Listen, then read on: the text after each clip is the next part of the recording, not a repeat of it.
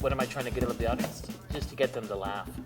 It's just how I prefer to do it. I'm not trying to make a point. I'm not trying to make them, enlighten them, or change the world. I just see something in the news that catches my fascination, and I talk about it, and they either laugh or they don't laugh. Not a big fan of these cult groups. I saw this one group downtown, Jews for Jesus. You seen these people, Jews for Jesus? Guy walks up, hands me a pamphlet, says, "What do you think?" And I said, "Hey, seems like a fair trade." Being older as a comic is a detriment. You get industry people discarding you quickly because, well, you're older, you know. I'm looking for somebody who's younger and prettier, but how about somebody who's funny? Groucho Marx said that comics hit their level when they're in their 40s or 50s simply because that's when they're starting to live their lives and they've had a lot of experience behind them. And they can draw on that experience to craft better material, deeper material, funnier material. 4 out of every 5 Canadians drink, that's true. 5th guy was too hammered to finish the questionnaire. I drank in university. Oh, I didn't go to university, I should be honest. I went to York. And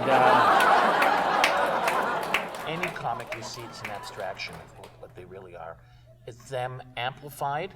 It's a part of who you are, but it's not a real part. It's a character you're playing. Most comics, especially me, are shy and will do anything to avoid large groups, which is ironic, because we'll get up in front of an audience and we'll tell jokes. And of course, it occurred to me that's because we're in control.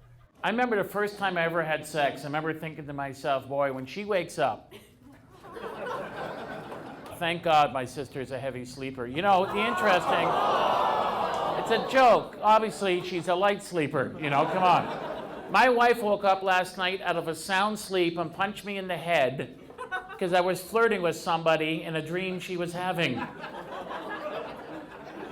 I may have been doing a bit for 20 years and finally say it the right way on stage and think, it only took me 20 years to figure out how to do that joke correctly. Well, folks, I got to tell you, I've had a great time, and not tonight, but I've been here where, no, you guys, a lot of fun. Thanks for listening. Take care. See you again soon. Have a good night. A comedian picked me up at my house once to do a gig. We were doing a week at some club, and he said to my wife, "So, what did we tell you about last night?" "What do you mean?" "About the show." He said it was all right.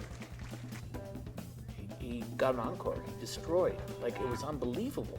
Mm-hmm. And you asked him how you went, and he said, "Yeah, it was all right." And she said, "But that's what he always says." And that's what I always say, whether I did well or I don't do well. It was all right. I don't take it as seriously anymore.